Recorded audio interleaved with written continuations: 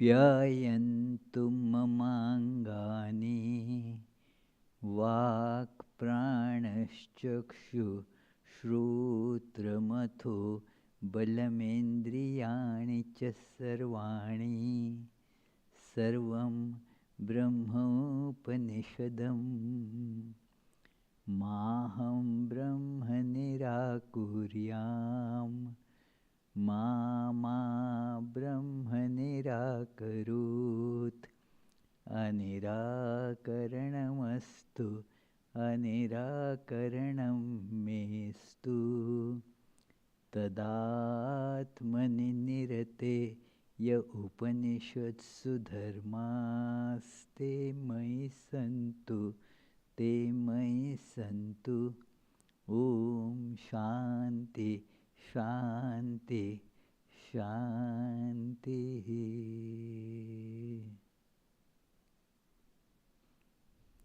Om. May all my limbs attain strength. May the body, the mind, all the sensory and motor organs and the life force become perfected. All is verily the one without second, absolute, blissful and conscious existence itself called Brahman. Let me never deny this truth of oneness. May this truth never reject me either.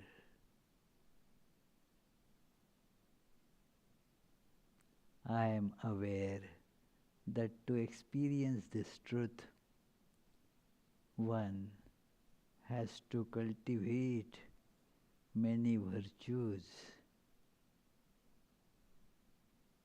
May all those virtues spoken of by the scriptures be with me. Om. Peace, peace, peace.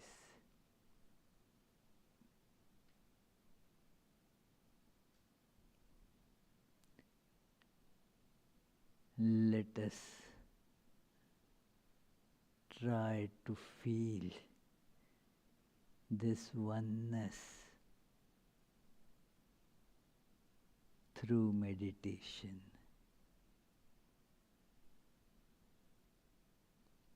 Let us mentally dissociate ourselves from all the temporary identities. Like I am this body.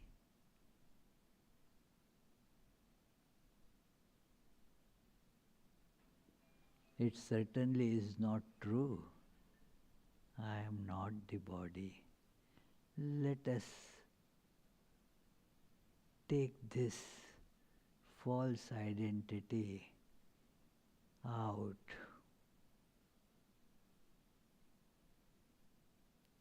Thus, I was never born, will never die.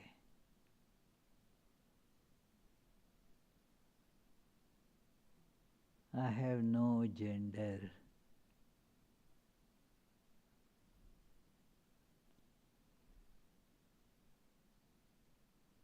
I am nobody's child, nobody's parent.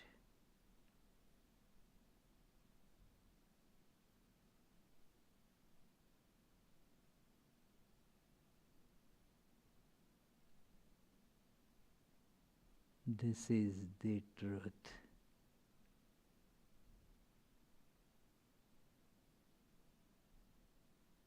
Freed from all such mistaken identities,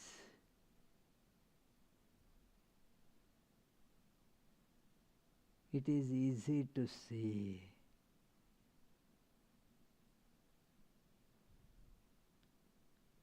that there is one without second, all pervading existence itself that is beyond time and space.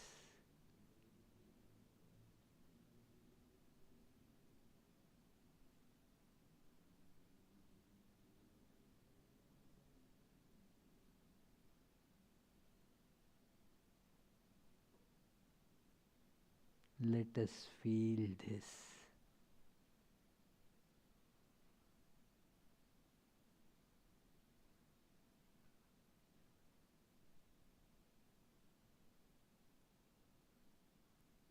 I am that.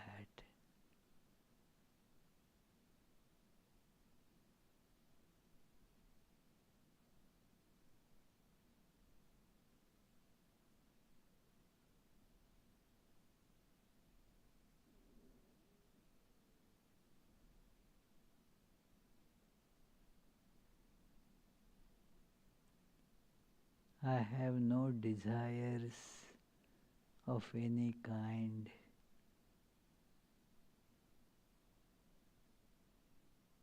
For I am all that is.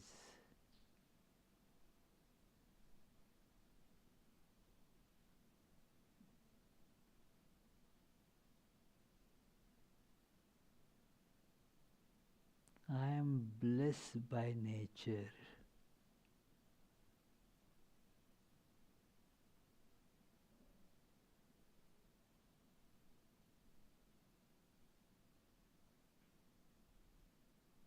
Just as water is wet by its nature,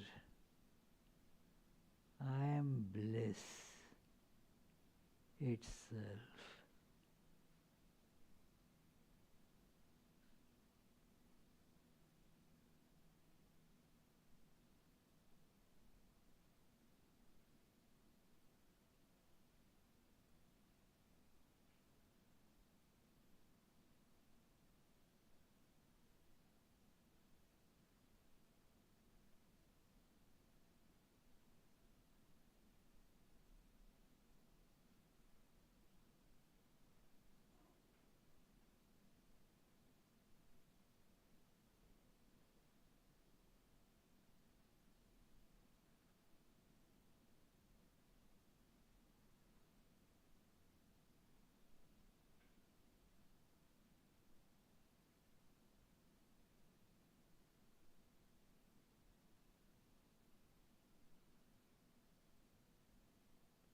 I am peace itself.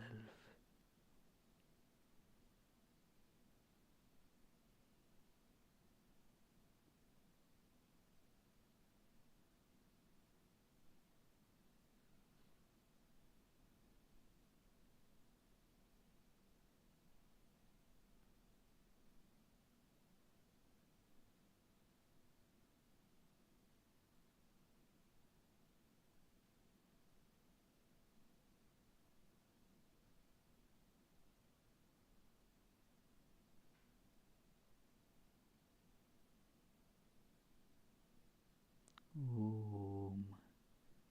Peace, peace, peace.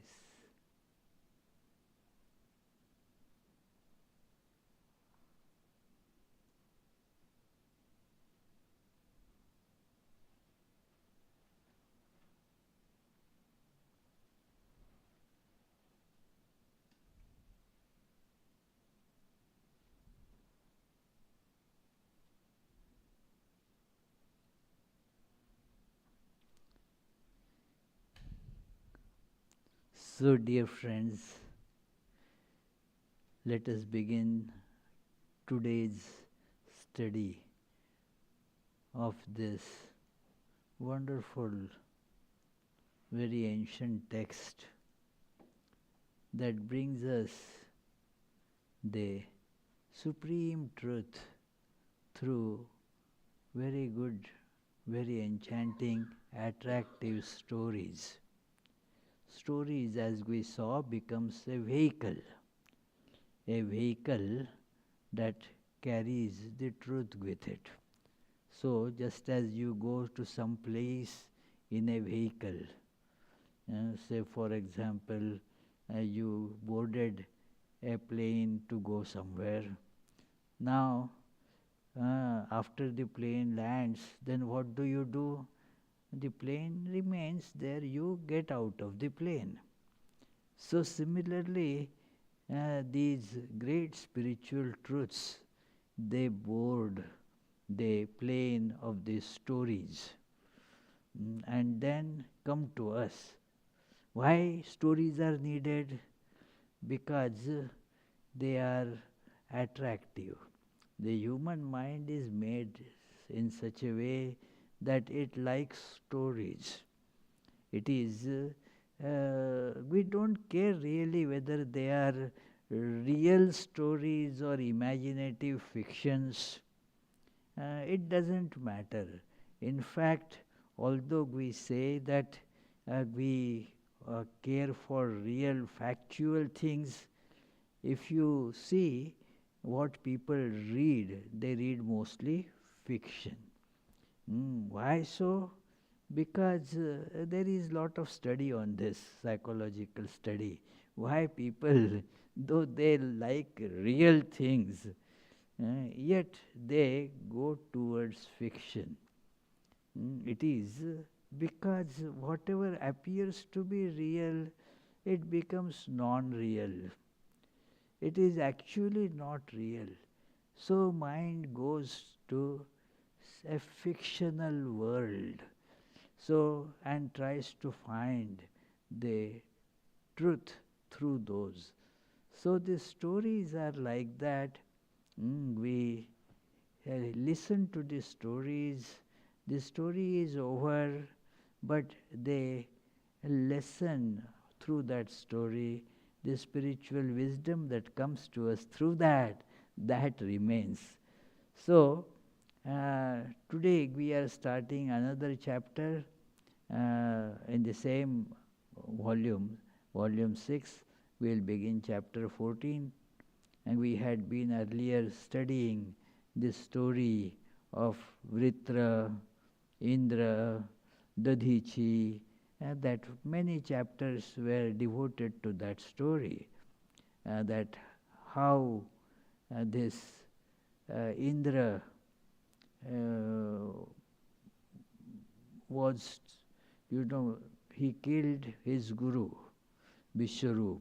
And so Vishwarup's father got upset, angry, and so performed a sacrifice to get a son born through it, who will be able to kill Indra. But Indra, in the meantime, when he understood this and saw the big, ferocious form of Vritra coming to kill, he approached the Lord, and Lord said, "Oh, go to that sage, Dadhichi. He will give you his bones. The body will be given to you if you pray properly to him." And then from those very powerful bones, they have attained great power because of the austerities that has been performed by that sage. Austerity, is controlling the wastage of the energies that we have. It is so it builds power. We have whatever energy we have, it gets filtered through, as it were, through all these holes of our sensory organs, motor organs, and they filter away all our power. Like if your, say, boiler that you used to for heating your home and whatever, So if that boiler develops holes, then all the heat will dissipate from that, and thus it will not be useful. So austerities means that to preserve it, to conserve it, to build it. It is, and then it can be used for any great purpose.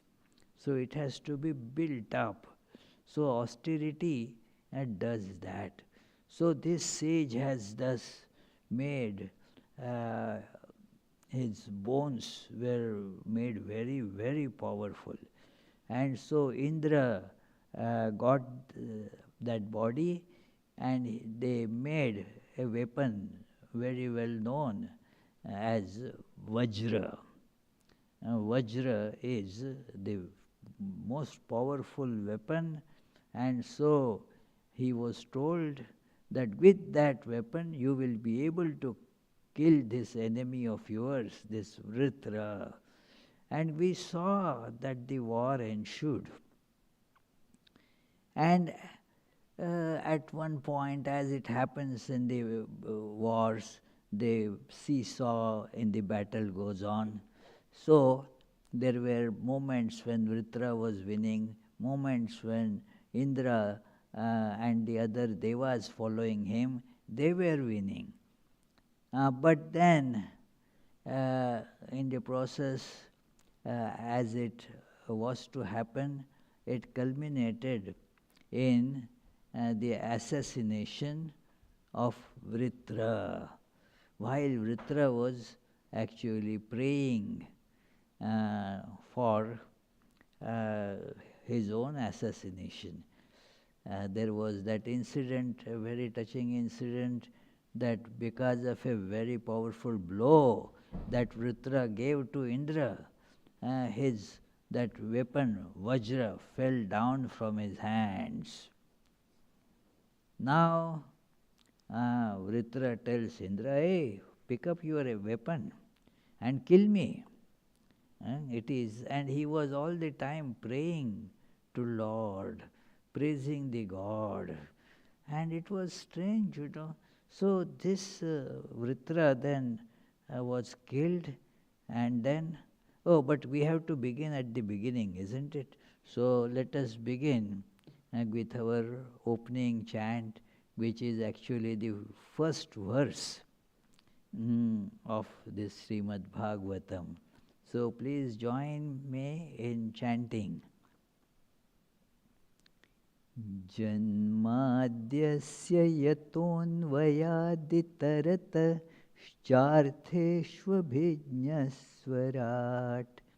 Tene brahmhridaya adikavaye muhyanti yat surayah Tejo varimridam yatha vinimayo yatra trisargo mrisha Dhamna svena sada nirastakuhakam Satyam param dhimahi. That from whom creation, sustenance and dissolution of the universe take place, who is both the instrumental and material cause of it, who is omniscient, is the only one having self-mastery, being the one independent entity, who illumined the mind of Brahma with the Vedic revelation, whose wisdom is the wonder of even the greatest sages, in whom the world of the three gunas subsist, just as the combination of materials like fire, water and earth subsist in their causes without changing their elemental nature, in whose consciousness there is nothing false. On that truth supreme we meditate. So this is the truth supreme that is to be meditated upon. In all these stories that we read, the point of attention, point to meditate is the truth supreme. And this truth supreme, what is it, how it is different from all the other truths? The truth supreme is a not relative truth. It is the truth absolute. It is true in all contexts, in all times and place and persons. It is true in every situation. All others are truths related to the context. So, in that context, it is true. So, it is like every city has, same these names of the street. And go from here and to Boston, same name of the city, same name of the streets. But in Boston, like what we have here, the same there as well. It is, and change the town, but the names of the street more or less remain the same. One of our devotees was going to some place to meet somebody in a hotel. That person was staying in a hotel. So she, along with her daughter and somebody else, they drove there. And they were having that GPS. This happened about a decade ago. So they were driving there. And they got to the address. It was not looking anything like hotel. What is this? They understood immediately that we came to the wrong address. How GPS brought us to a wrong address? No, the fault was not of GPS. What happened, those automatic auto suggestions come, and the street name was the same, but instead of the city Boston, the same street in Cambridge was put, which are adjacent towns. So they went to Cambridge. So these are relative truths, friends. Means, is the address correct? Well, this street is correct. We had many people, Angel Street here. One man was driving from somewhere in Massachusetts. He had the address and he had informed us by phone that he is going to come. We said welcome. And then the time, that he had told he will come, that was already over past that time. Then I got his call. Hey, this is what you are on Angel, and I am on searching for Vedanta Society on the Angel Street. I am not finding. How is it? What happened was, instead of Providence, he had gone to North Providence. And there is again a name. It is Angel Avenue or something, or Angel Road. But then who cares, You see Angel, and he was looking all around, and then therefore didn't get it. These are all relative truths. Means in the given context it is true. That yes, we are on the Angel Street in the context of Providence, not in other context.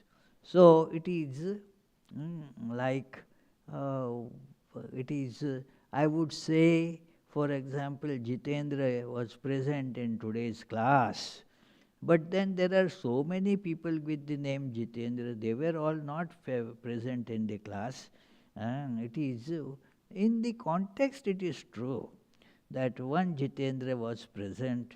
So these are called relative truths.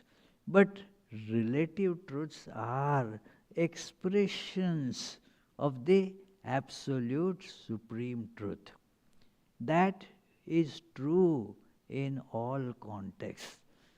That like we have our names, in a particular context that name holds, not much beyond that. But we all have the name that we are Brahman, we are divine. That holds true, whatever may be your other name. You are God. Each of us is actually divine. In that sense, that is the supreme truth. So, that truth is the goal of human life, as Sri Ramakrishna again and again mentioned. God realization is the goal of life. So, because nothing else is going to bring satisfaction to us, whatever other things may happen, that we actually are craving for those things to happen, they happen, and instead of making us happy, they make us sad. So, actually, the story that we are going to begin discussing today is illustrative of this uh, truth in this world, that we seek something, but we are really not seeking that. So, what we seek is the supreme truth, which is also supreme bliss. So, therefore, this is the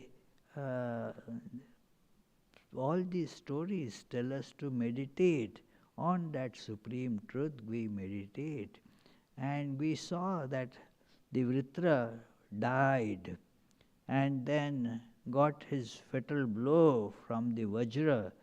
All saw a spiritual effulgence from his body, which entered the realm of absolute. It entered the realm of absolute. And it was, everybody was stunned by that. And then the story, as it continues now, everybody was having this question, that a doubt came to the minds of people. Like here also, this doubt was asked by some people after the last class, that how this Vritra, although a demon, although an asura, had so much devotion in him. This question haunts many people because of the contradiction, apparent contradiction that it involves. And that is actually in all our life. There is Swami Vivekananda in Jnana Yoga book. Actually, early morning every day we are having, after our prayers, the reading of Jnana Yoga. So, we read complete works of Vivekananda after our morning prayers. So, it is just for 5 minutes. So, it goes there, this point is being discussed right now, that it is, the world is a contradiction. It is a mixture of opposites, and there is no reconciliation of that. This is contradiction, means it is, there is the two words, paradox and contradiction. Paradox is resolvable. Oh, this is how you were seeing this. That is why the contradiction, the opposites appeared. It is a paradox, not a contradiction. Contradiction is something genuine, that it is not resolvable. And that is why in mathematics and all you have the proof by contradiction. If you have to prove something, you assume opposite to be true, and then show that that assumption leads to a contradiction. It is. So that assumption has to be thrown away, and therefore the negative of that assumption gets proved. So this world is full of irresolvable contradictions. One of them that is described by Vivekananda, life and death. You may say they are contradictory. Somebody is living and somebody is dying. Now life, living and dying are contradictory words. But what do we call living? Our life is marching towards a certain death. Isn't it, Krishna? We all are going towards death, and that we call living. Somebody says that, well, that man lived for 50 years, 70 years, 80 years. and then died. So we will say that that man was living for 80 years. But then you can also say 80 years the person was dying, he was marching towards certain death. So one can say that also. We say somebody, I am happy, but that happiness becomes the cause of misery. Are we happy? The world would have been, very happy. That Buddha wouldn't be saying then, all is suffering. Why? We go to something thinking that that will bring me happiness. And we get that thing, but not the happiness that we expected from it. It is. And soon we discover that uh, going to get happiness is like going and catching the horizon. We all see the horizon, feel that there is that horizon. Just I have to walk for another 2-3 miles and I will be there at the horizon. But then there is nothing like that. You can walk for whole your life and you will not get horizon, because it is just a visual deception. There is no such thing as horizon. So the world is full of such contradictions. He has shown that our knowledge is also ignorance. It is not just out of humility that Newton there is the anecdote that he said that, the tremendous amount of discoveries that Newton made, astounding really, in so many different fields. He had done tremendous work, and his research became that so well accepted that when Einstein tried to show that he is not perfectly correct, people started doubting Einstein. In fact, many scientists of that time, if you read the history of science of that period, near 1905 and onwards, up to say, even those doubts persisted till 1950s. That, no, how can Newton be wrong? It is Einstein must be wrong. So it is why? Because the Newton had learned so much, discovered so much, amassed so much knowledge, and then he says, all that I know is only a pebble or a little shell that I found on the seashore. That is much knowledge. All this sea of knowledge is still ahead of me to explore, because knowledge increases ignorance also. If you do not know, you do not know of many things that you do not know about.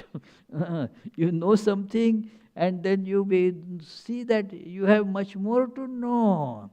That is why this knowledge of science, any physical knowledge, it never can reach perfection.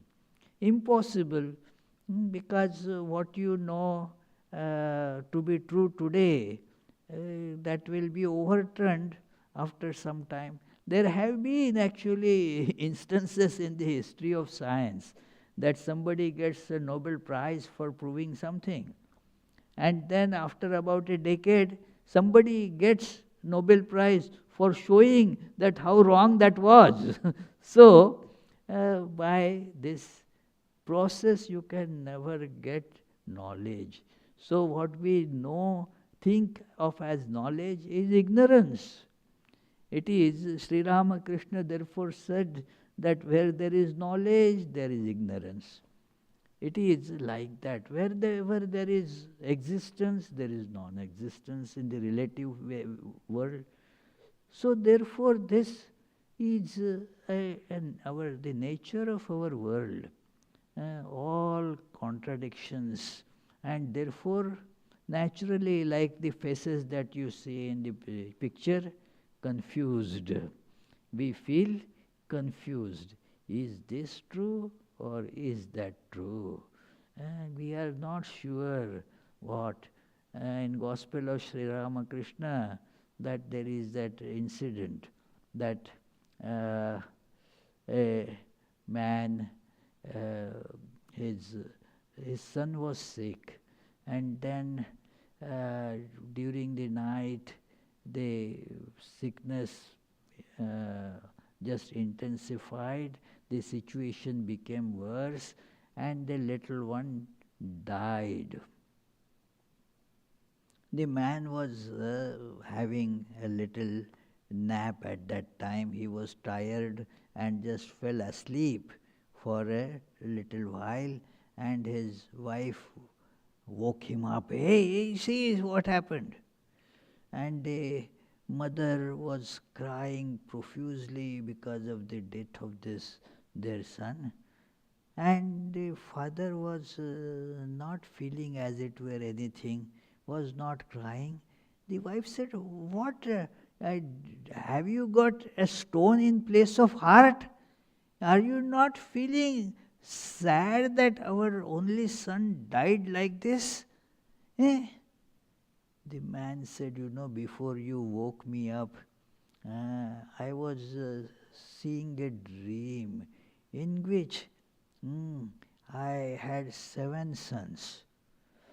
And then when you woke me up, the dream vanished. All my 7 sons lost. Now I don't know. Should I be weeping for those 7 sons or this one son?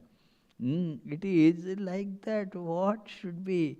It is very funny thing. We get so confused here that we say this is this. No, it is not this. That is why we see so many contradictions in people's behavior. It is actually coming to this, that how this Vritra could become so devoted. We see this, that, oh, this man I thought so good, but how could he commit such bad actions? It is, you always feel like that. Many come and said, oh, this is a complaint and often thing that I hear, that it is, oh, before our marriage, he was so nice. But I never imagined that he was so bad a person. Now, what is there? This is, everybody is kind of a mixture of good, bad, and so forth. When you look at one side, you become, very, very enchanted, fascinated by that. But then you can never have only one side of a coin. When you take the coin, what you have to take the 2 sides of it. So there is nothing like absolute good in this relative world. So this Vritra we saw his devotion. All of them saw this devotion. And then this question came, and the king who was listening to this story from the sage Shuka, he also had this question. And how could he have this steadfast devotion to God? And so, on behalf of all devotees, King Parikshit asked this question to sage Shuka, who is narrating this story to the king. You know that the background, that Parikshit, he was cursed. I don't want to go much back into this story, but he was cursed that you will die by a snake bite in 7 days. And the king accepted this, that okay, so I have 7 days to live. Now let me spend these 7 days in listening to the glories of God, so that my mind in these 7 days will become fully devoted to God, the goal of our life. And thus he uh, requested the sage Shuka. Uh, so Shuka started telling the story of Bhagavatam. And then so many others assembled there. So king was asking different stories, different questions while this narration was going on. So here this narration came to this Vritra's story, and Vritra died. Vritra's devotion was witnessed by all, and therefore he asked that it is how this happened. And then he made a very important remark also there, that many people pray to save them from some death or some calamity. Vritra was not showing devotion for that purpose. If it is, even the atheists also show devotion when some such problem is haunting them in life. One man was atheist, and his friend was a devotee. That devotee friend saw him coming out of of a shrine. Said, "Hey, you don't believe in these things." No, I don't believe, but I have an important court case going on, and very important, and today there is the result of it. So therefore I did not want to leave any stone unturned. I don't believe that there is God, but in case the God is there, I want not to displease that fellow either. So therefore I had gone there. So that is how this, even the atheists, they also pray to God when they have uh, a big problem. It is one of our devotees. He was arguing with me, a very nice man, and then what is the use of praying to God? You always tell God is within, we are divine. Who is to pray to whom? Then I reminded him of an incident in his life. When there was a life and death situation.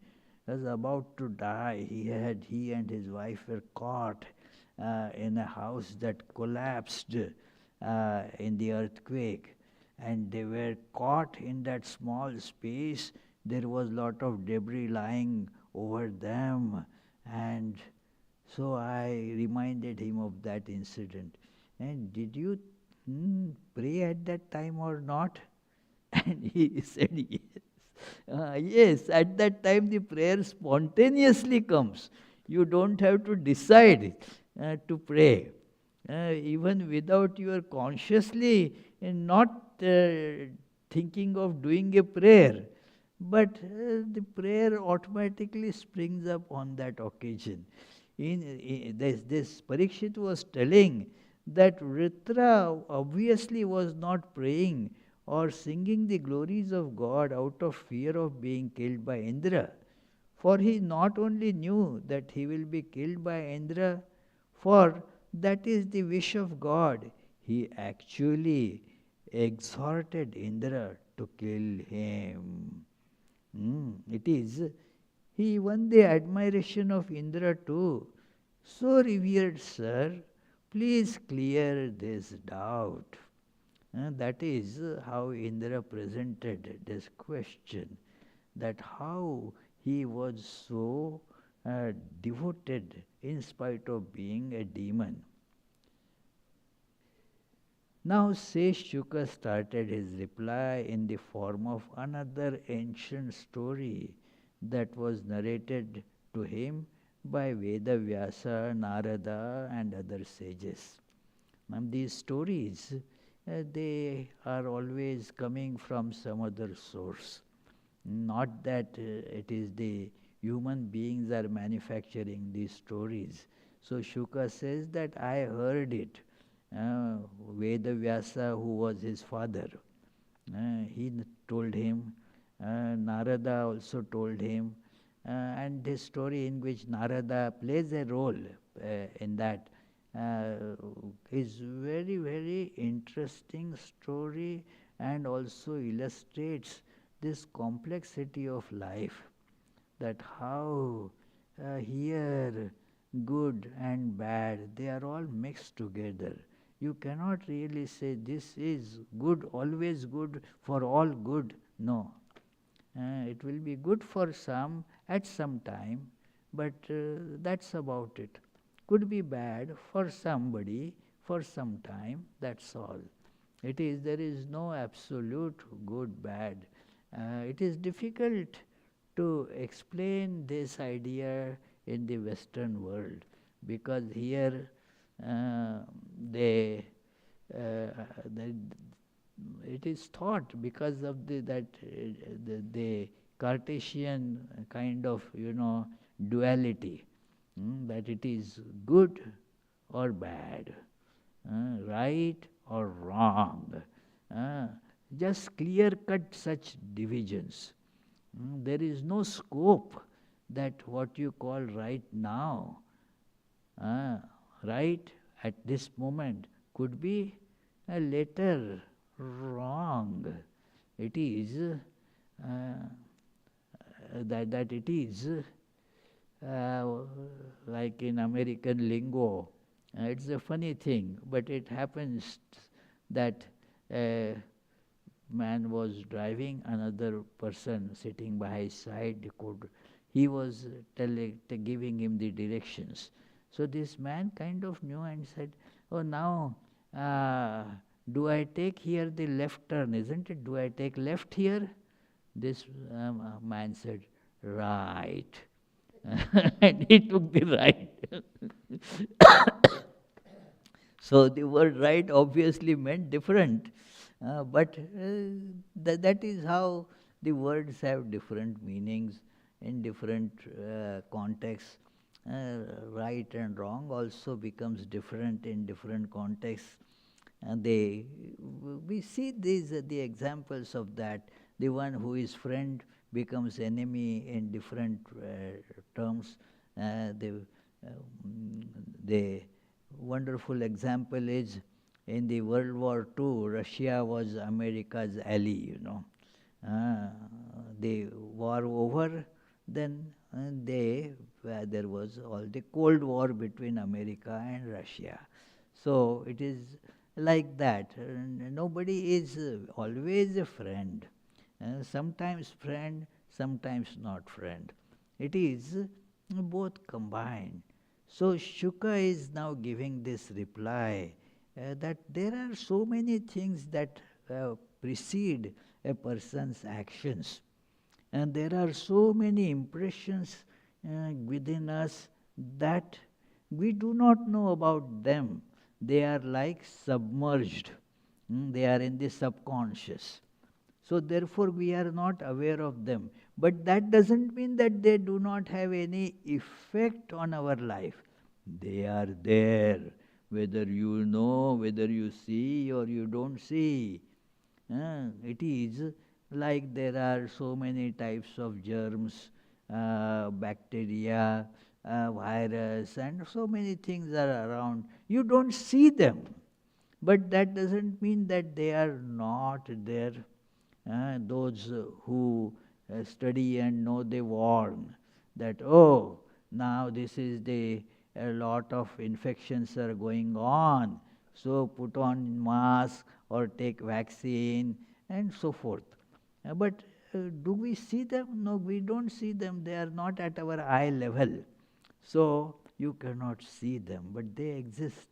So similarly, our past impressions prompt the present actions. Although those past impressions are not visible to us, we don't see them. And therefore we wonder, oh, how did this happen? I was not seeing this. It was just uh, getting on the surface. When it comes on the surface, then only you see that. But it was boiling, getting cooked in the subconscious. So you don't see it when that is happening. Everybody, therefore, has sometimes to wonder, how could I do this? How did I do this? I never thought of doing this. How could I do? Well, because there is a subconscious that you were not aware of. So, how Vritra did it? There is a story that goes past. Uh, there was in the land of Shurasena near present Mathura. This was concluded by the translator actually, that this must have been near Mathura region because of the other references that come in the story.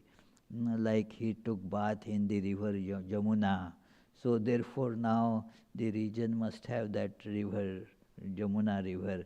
So that is how, although the text does not mention Mathura, in the land of Shurasena near present Mathura, there ruled a pious, prosperous king of the name Chitraketu.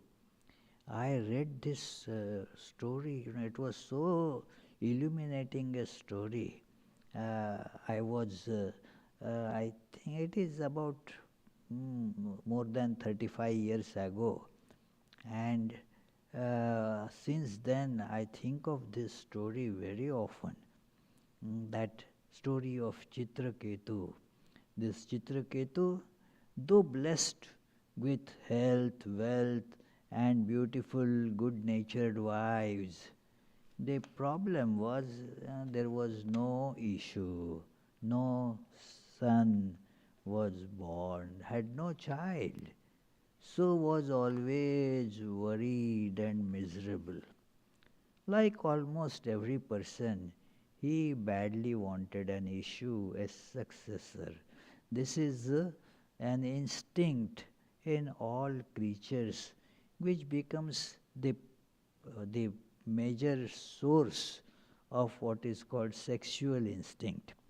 That attraction that draws. The reason is that everybody wants to be immortal. But then, as body, you cannot be immortal, obviously.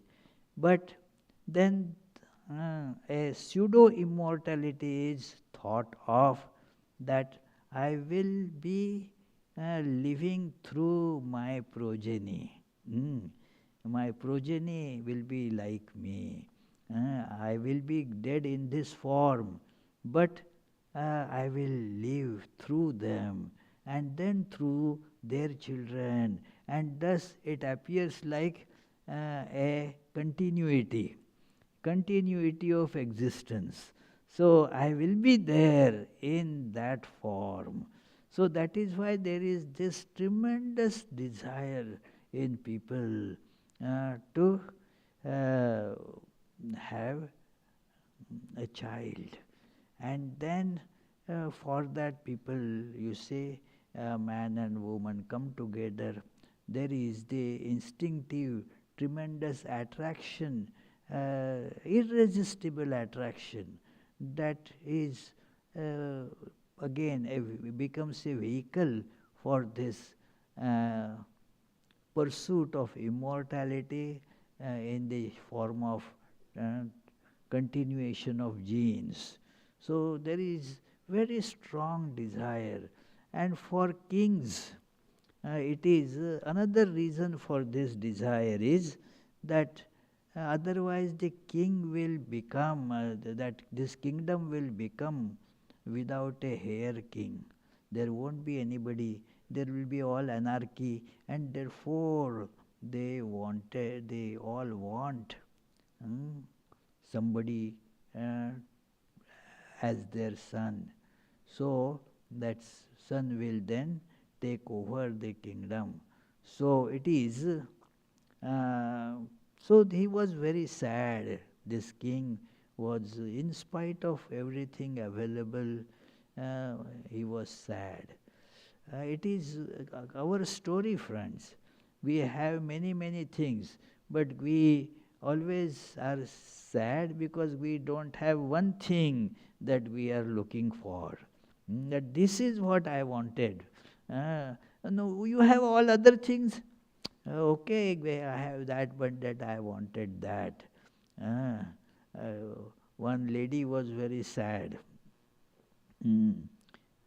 In Indian context, I am telling this story. In India, at least during my young age, the women always wanted to buy new saris. Always want a sari to be bought. Uh, I told one lady whom, was a bit elderly, I was a child of course then, that, oh, I want to buy this sari, Ah, said, why you have so many? And they said, oh, let there be so many, doesn't matter, but I want that. And so what will you do with so many? Don't ask. Ah, she just scolded me. You stupid, don't ask such questions. Ah, because that is the way one can make oneself unhappy. Instead of seeing that I have so many, I don't have that particular thing. So she was unhappy, and then she went to the shop, again became unhappy. Why you did? No, somebody else had picked up that piece. I had my mind on that, but then because of you, I got delayed, and therefore I couldn't get it. So it is, then get something else. No, no, I wanted that. Okay. So one has the uncanny, ability to become sad. That if so now everything is there, but wanted a son, and so just because there was no son, the fellow was very, very, very sad. No child at all. So, and that does happen. So many people with they become sad because they don't have child. Okay, if you get child, do you become happy? No, again that problem is there, no, the child is very big problem, doesn't listen to me. Uh, he or she was very nice when she was little. Now they don't listen to me at all. Not only that, they torment me. It has become a big problem, Swami, you don't understand. So, to have a child is a problem, not to have a child is a problem. What can you do about it? That is why Buddha says the world is full of suffering. Those who have, they suffer because they have it. Many suffer because they don't have it. So there is this saying that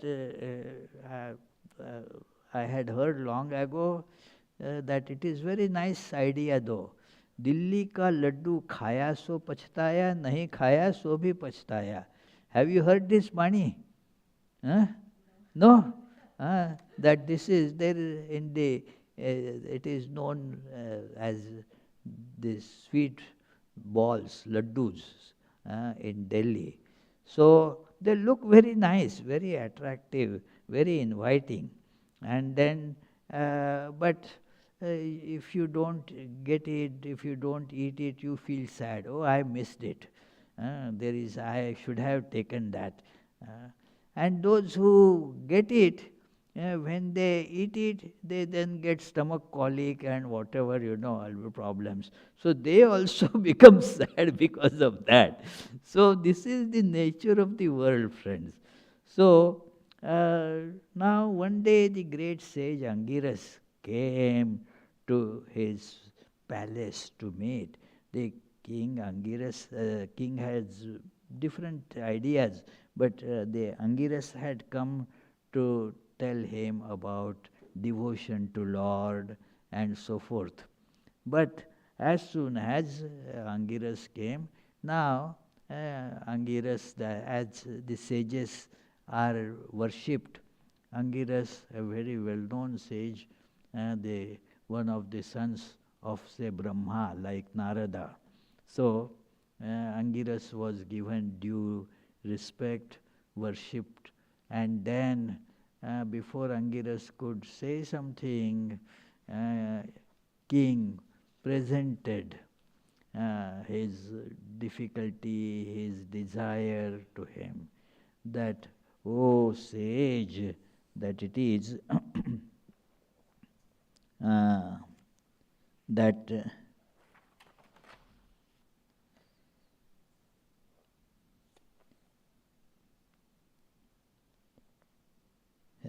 he tried to tell him that if you can control your mind, then you will get the happiness, your mind will be free from sorrow."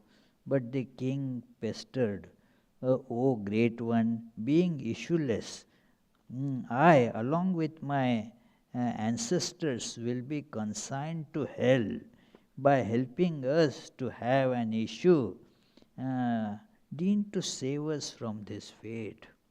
Not that he was much concerned about the ancestors, but he had the desire to have an issue.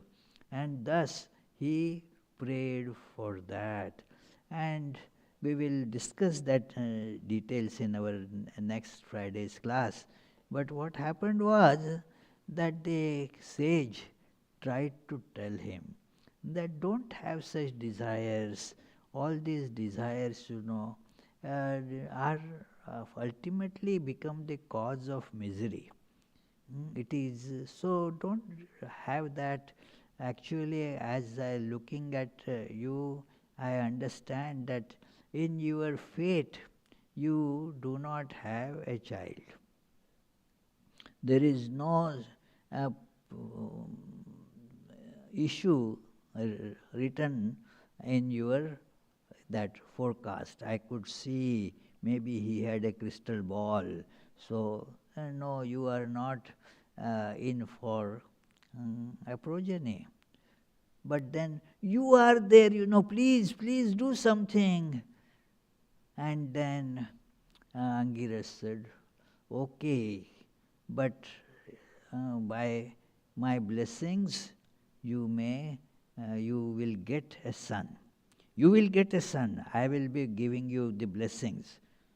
But that son will be very short-lived son. He will not live too long. And then you will just weep because of that. There will be a lot of problems. Do you still want?" "Oh, I want. Better than not having a son. Short-lived one is better than not having at all." So, and then in course of time, a son was born to one of his queens. We shall discuss all that in our next class. We shall conclude with the closing chant, after which, if you have any question, feel free to ask.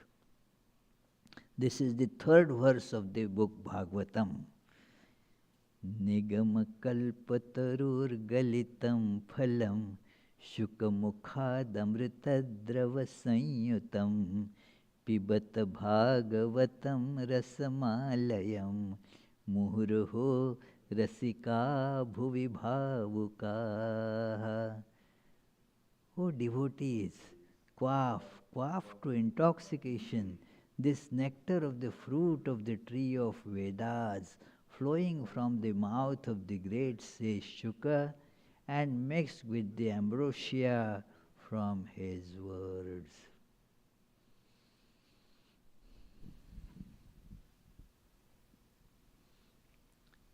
Anybody having any question? There is no question here. Oh, you have a question, Aditya. Go to the corner there. Aditya has a question.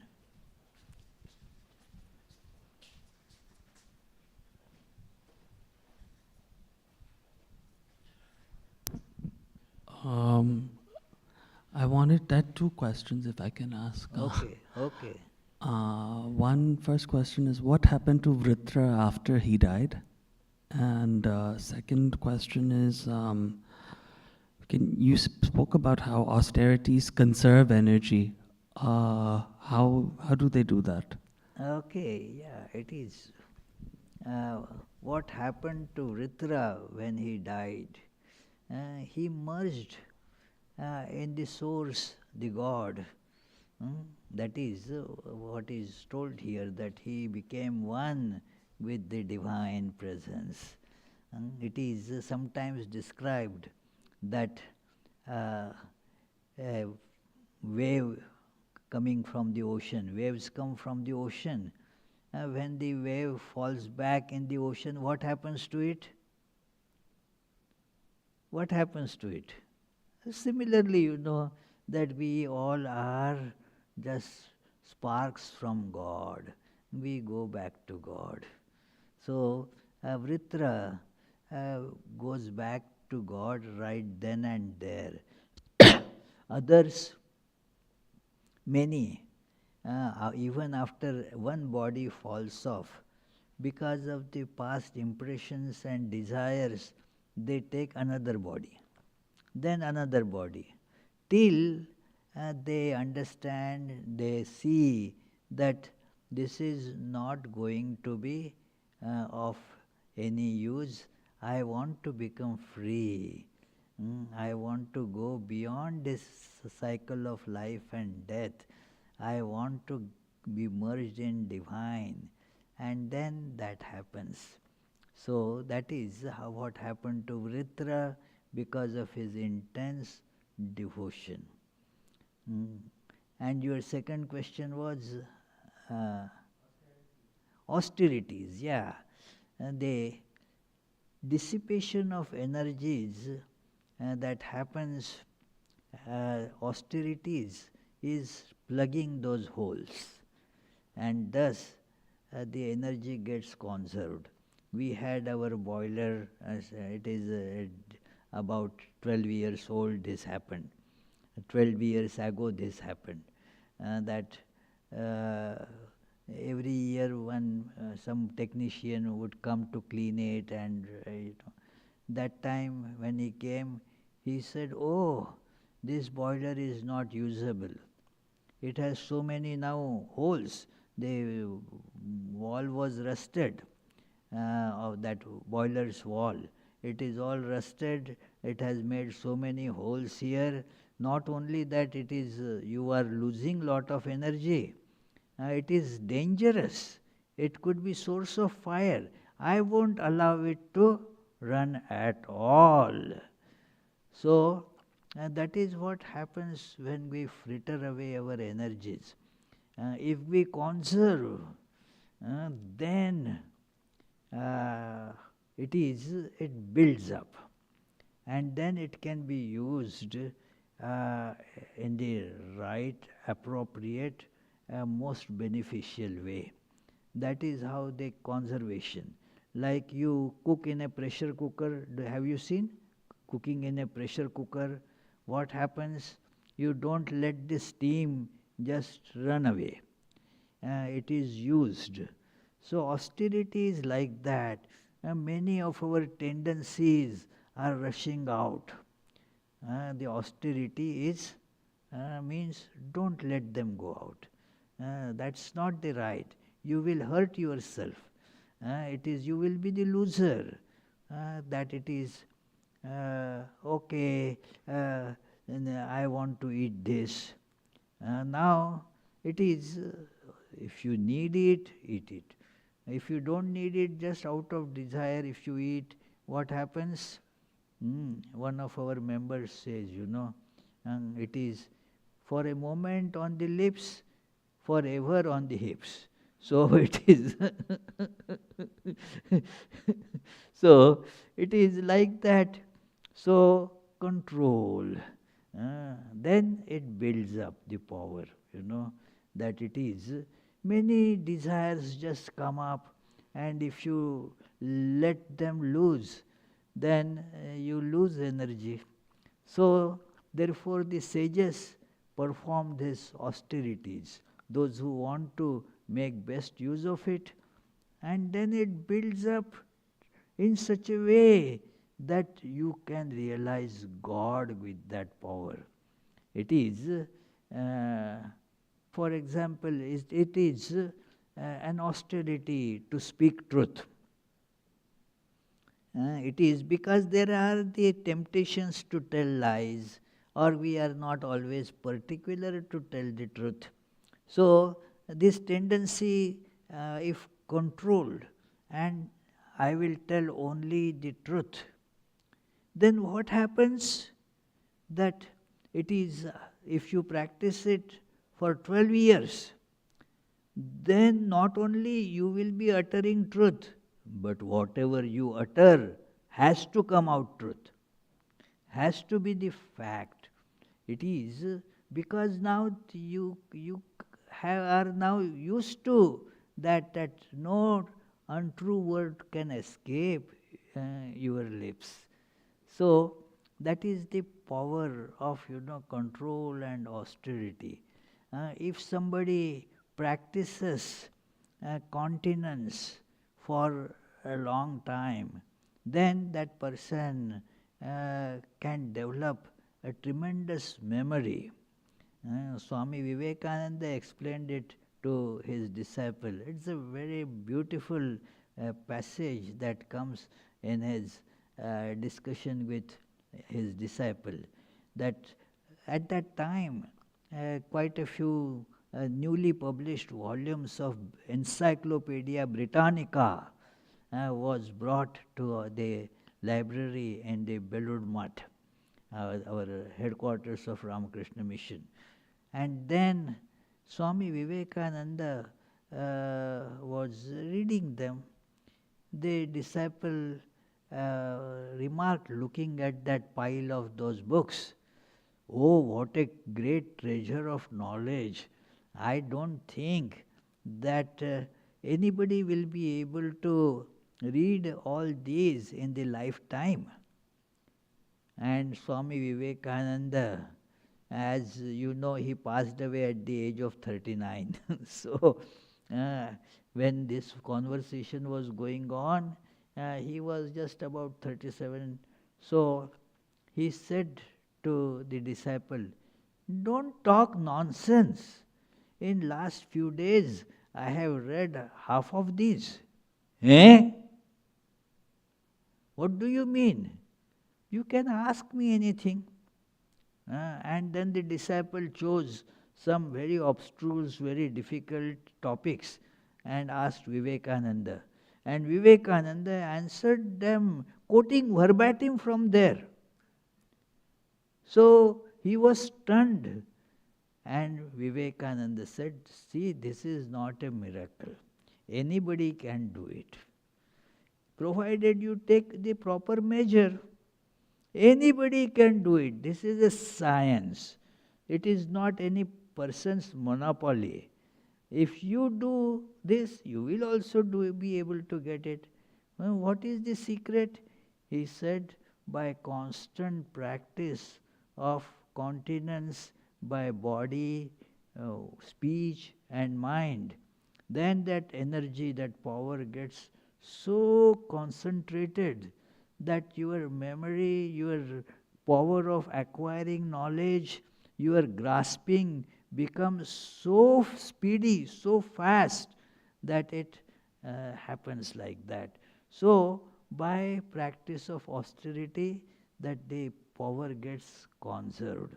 And then you have the power to use it for the right cause that you want. Yeah. Any other question? Is there a question upstairs? Yes. Okay, please read out. There are two questions from Shubha. Two questions. Yeah. First question from Shubha. Yes. Read it out, please. Yes. Namaste, Swamiji.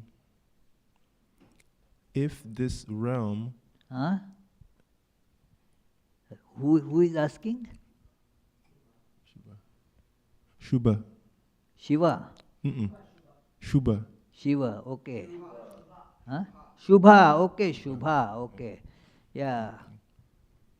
Yes, namaskar, Okay. Shubha. Yes. If this realm has contradictions, good and bad mixed together, then along with heavenly ideas where there are only good vrittis, can there be a realm with just bad vrittis? Oh, there is, in relative this thing world, there is always good and it will be countered by bad. There is no only good. It is, but in the relative, our world, whatever you conscientiously see as good, if you practice that, then it will gradually lead you to the absolute good. Practicing relative good, what is right, one should practice that. It should not be said, whatever there is good and bad, I can go to do bad things also. It is not like that. If you see something as good, and try to do that, try to stick to that, and then that will gradually lead you to the good that is absolute. So that is how one should guide one's energies. Was that the answer to the question? I could not hear the question properly, Eze.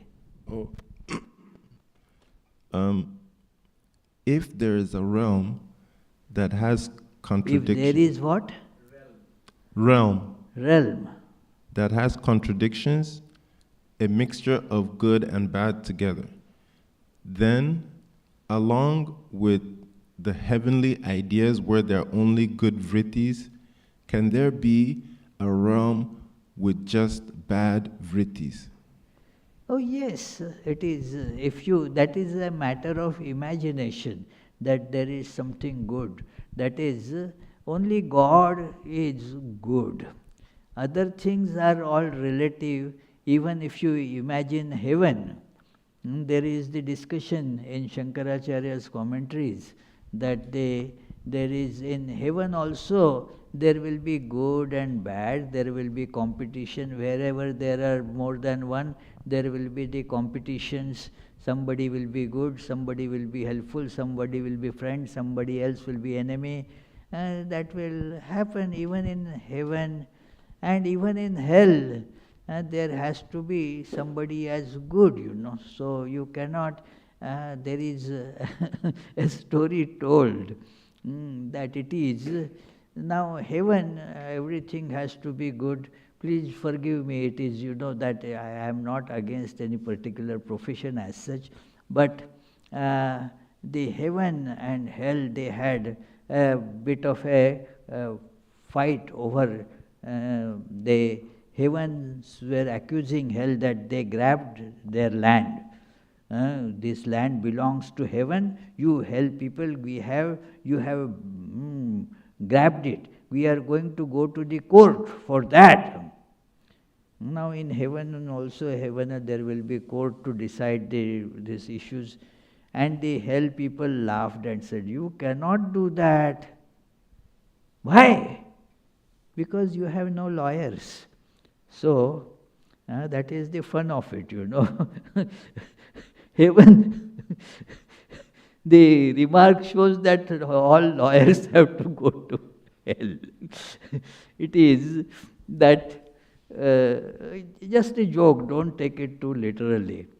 But that is how heaven and hell, they all have this, at the relative level, there is nothing that is absolutely right, absolutely wrong. Yeah.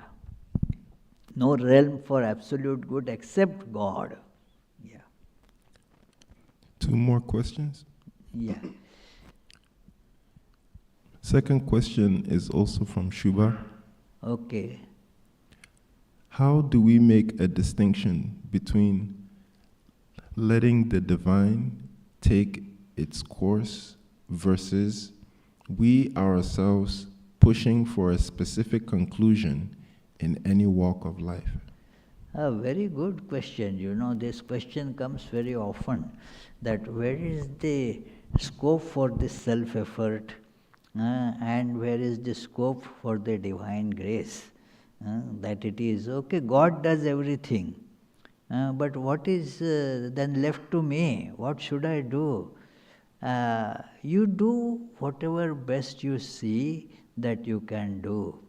And then, but know that the result will get decided by God. Although we put in efforts, our efforts is not the only thing that makes the result.